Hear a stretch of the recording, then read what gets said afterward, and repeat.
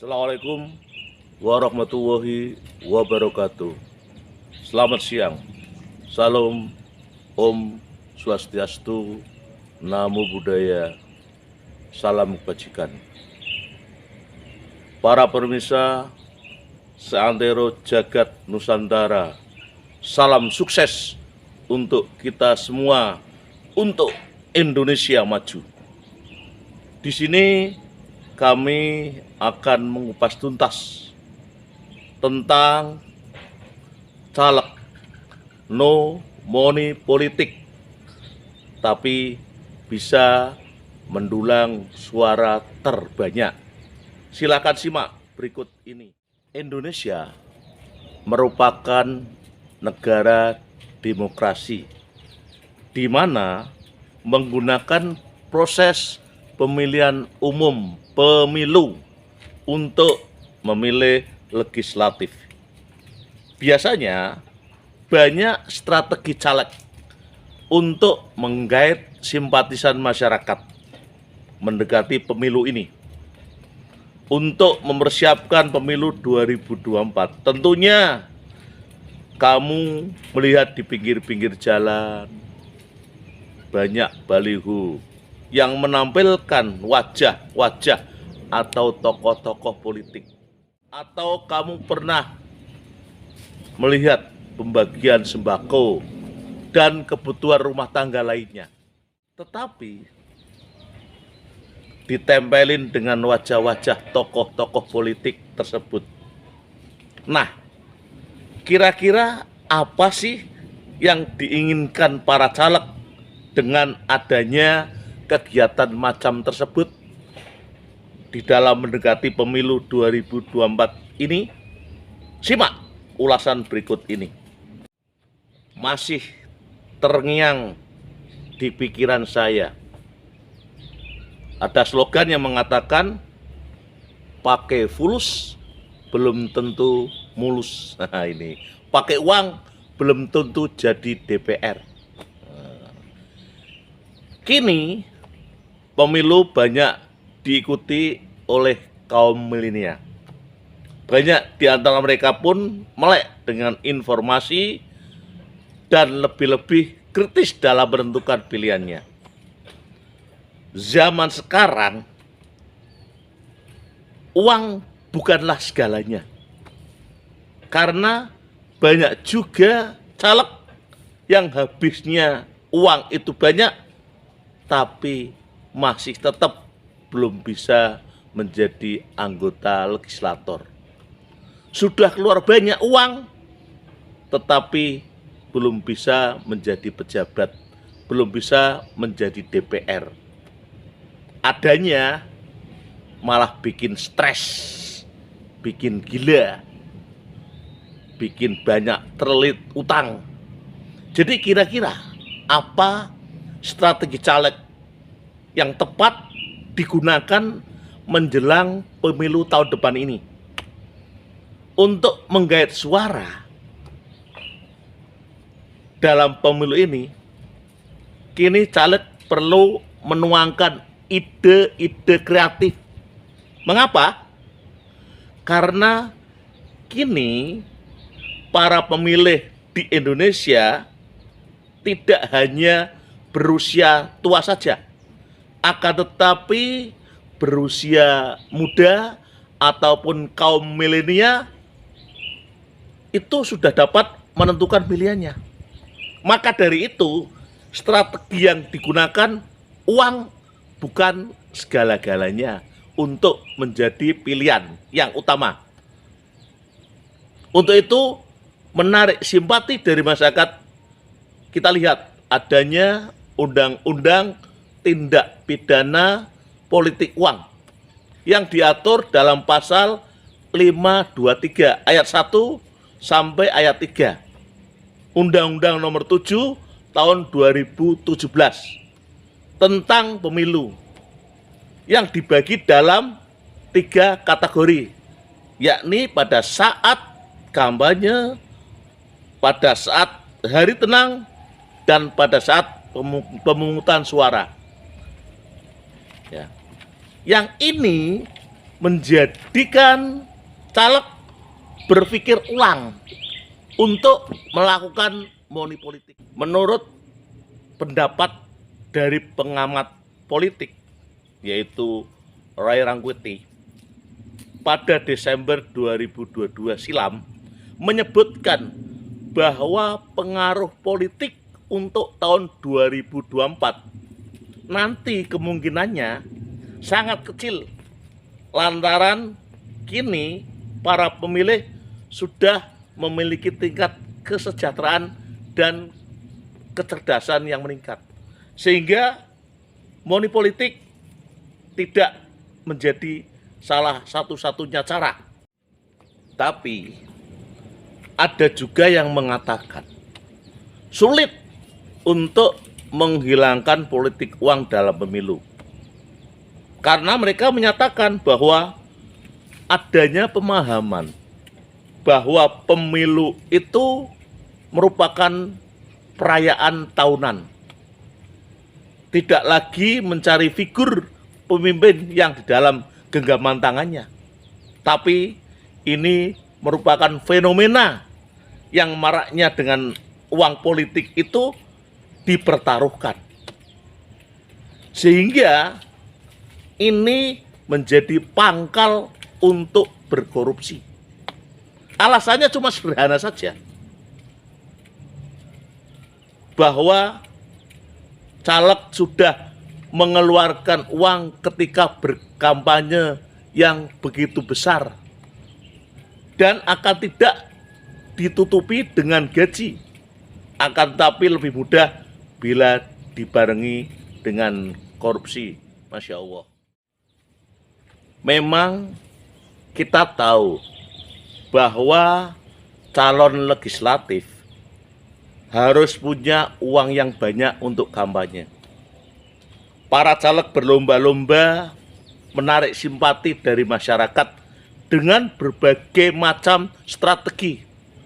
Sayangnya, tidak semua caleg itu mempunyai dana yang besar, tapi punya dana yang terbatas untuk kampanye.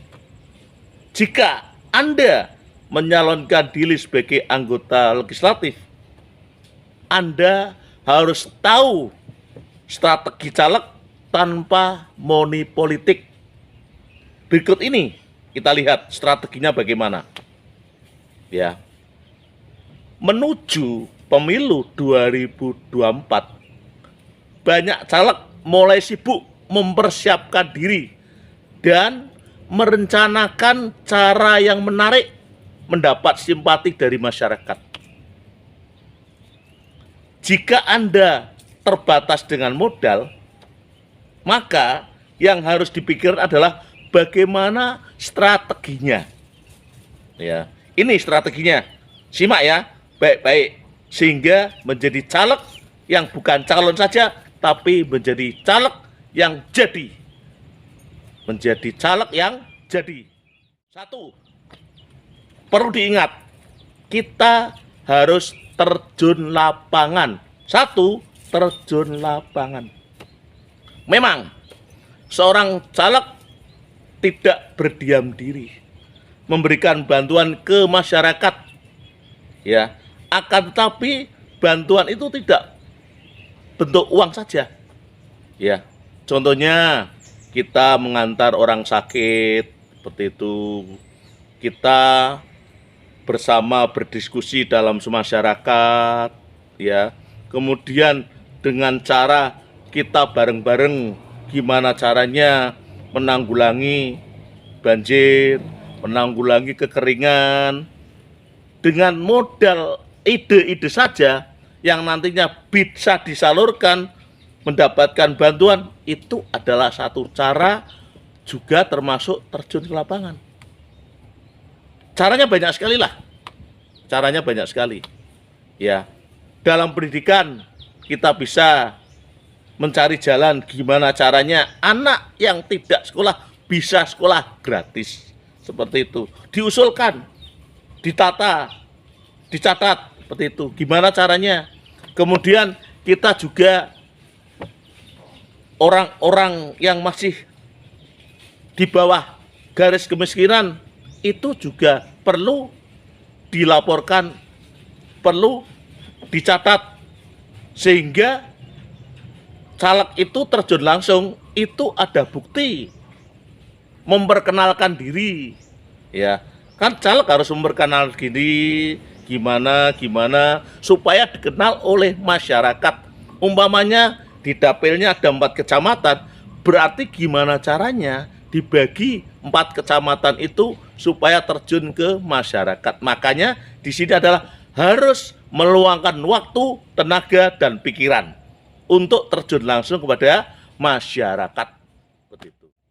Yang kedua, memberi bantuan ke masyarakat. Nah ini, tadi juga sudah disinggung, ya. Memberi bantuan ke masyarakat itu tidak perlu dengan uang saja. Masih banyak lagi cara-caranya, ya. Dengan semampunya kita memberikan yang terbaik untuk masyarakat. Seperti itu, ya. Baik berupa ide, pikiran, maupun bantuan tenaga, sosial, seperti itu, yang seharusnya itu dipikirkan oleh DPR-DPR yang lalu. Ya, tapi kadang-kala DPR kalau sudah menjadi DPR, kadang-kala lupa dengan rakyat. Kadang-kala seperti itu. Nah ini calon ini belum jadi DPR, tapi memberikan bantuan kepada masyarakat itu. Terus yang ketiga, harus mengenal lawan caleg. Ya. Selanjutnya, Anda harus mengenal lawan caleg, khususnya sesama dapil. Ya. Di sini bisa mencari tahu asal usulnya, kapasitasnya, integritasnya, dan lain-lain. Yang terpenting adalah Anda tahu cara-cara kekurangannya, sehingga Anda masuk ke situ bisa menutup kekurangan itu, sehingga Anda dikenal di masyarakat. Seperti itu. Makanya sering-seringlah ke masyarakat, sering-seringlah turun, sehingga kita dikenal. Seperti itu. Karena belum tentu orang-orang itu mengenal Anda sebagai caleg. Makanya harus terjun langsung ke masyarakat untuk mengenal caleg-caleg yang lain. Ya. Tentunya ini membutuhkan waktu, membutuhkan tenaga, dan juga membutuhkan pikiran, sehingga benar-benar fresh untuk masyarakat. Kemudian yang keempat adalah menentukan zona lumbung suara. Salah satu strategi caleg tanpa uang adalah dengan fokus pada satu zona yang akan Anda jadikan lumbung suara. Jadi tidak perlu mengeluarkan dana besar kampanye di seluruh wilayah. Umpamanya ada 4 zona. Jadi yang garap adalah 2 zona. Tapi benar-benar zona tersebut adalah merupakan zona Anda yang bisa mengeluarkan suara yang netes, yang paten, seperti itu. Tidak kemana-mana. Sehingga perlu adanya penentuan zona lumbung suara. Itu. Ya. Kemudian yang kelima adalah mempunyai kepribadian berkarakter. Sudah pastilah seorang caleg itu bisa membangun kepribadian yang berkarakter. Hal ini sangat penting agar dapat memperoleh angka popularitas. Angka popularitas yang bagus. Maksudnya gimana? Maksudnya adalah masyarakat akan mengenal Anda sebagai pribadi yang mengayomi, pribadi yang visioneris, pribadi yang berakhlak mulia, yang terpuji, dan lain-lain sebagainya, yang peduli, seperti itu. Karena apa? Karena masyarakat menginginkan sebagai caleg itu caleg yang luar biasa. Seperti itu. Kemudian perlu diketahui bahwa untuk menjadi kepribadian yang berkarakter ini, itu dimulai dari diri Anda sendiri. Seperti itu. Saya kira kalau sudah kepribadiannya bagus, dimanapun tempatnya itu akan bagus. Dimulai dari diri Anda sendiri. Kemudian yang nomor 6 adalah memaksimalkan media sosial. Ini sangat penting lagi. Ya, media sosial itu sangat penting. Ya, nyatanya strategi pemenangan pemilu 2024 ini tanpa uang jadi lebih mudah di zaman yang serba online ini. Pasalnya Anda bisa menggunakan media sosial sebagai alat bantunya. Faktanya di masyarakat modern ini lebih banyak menghabiskan waktu untuk media sosial. Di sini Anda bisa berkampanye lewat YouTube, lewat Twitter, lewat Facebook, lewat Instagram, dan lain sebagainya. Yang penting adalah online. Selain itu juga tak ada salahnya Anda bekerja sama dengan agensi digital maupun menggunakan jasa polling. Yang penting jika Anda sudah menjadi legislatif, Anda tidak lepas tangan, tetap mendengarkan suara rakyat. Terus ini yang terpenting lagi, yang ketujuh. Yang ketujuh adalah dekati kaum milenial. Bikin komunitas anak-anak muda, seperti umpamanya komunitas olahraga, komunitas sanggar, komunitas budaya, dan klub-klub lainnya yang berpositif thinking, yang mempunyai nilai kegiatan yang positif. Karena pemilih pemula itu banyak sekali nih. Ya, makanya gimana caranya supaya bisa menangkap pemilih pemula? Kaum milenial. Ya. Biasanya pemilih pemula kaum milenial ini baru satu kali mau mencoblos. Nah, makanya ini kan pikirannya biasanya masih sana kemari. Makanya gimana caranya supaya caleg itu terjun langsung ke kaum milenial untuk bikin komunitas. Nah, ini perlu diterapkan. Sehingga kita ataupun calon legislatif itu tidak banyak mengeluarkan uang. Jadi no money politik, tidak ada politik uang. Sehingga Anda bisa melangkah, melenggang menjadi seorang DPR yang sukses. Seperti itu. Yang terpenting adalah semangat. Semangat untuk mendapatkan suara. Seperti itu. Karena yang menentukan Anda jadi dan tidaknya adalah satu langkah pertama. Langkah pertama yang menentukan adalah diri Anda sendiri. Apa yang menjadi pikiran Anda adalah merupakan kesuksesan Anda sendiri. Makanya jangan luangkan waktunya sia-sia saja. Ini mumpung masih ada waktu, ayo ya, dari 7 hal tersebut yang di atas lakukan, praktekkan, pasti Anda sukses. Makanya saya berkali-kali mengutarakan, Allah itu tidak akan merubah nasib seorang kalau dia sendiri tidak merubahnya. Allah itu memberikan sesuatu sesuai dengan jerih payahnya. Makanya harus jerih payahnya benar-benar dikuras tenaganya, waktunya, pikirannya untuk menjadi seorang dewan. Kita bikin schedule hari ini di sini, hari ini di sini, sehingga kamu bisa menjadi sukses di tahun 2024 menjadi DPR.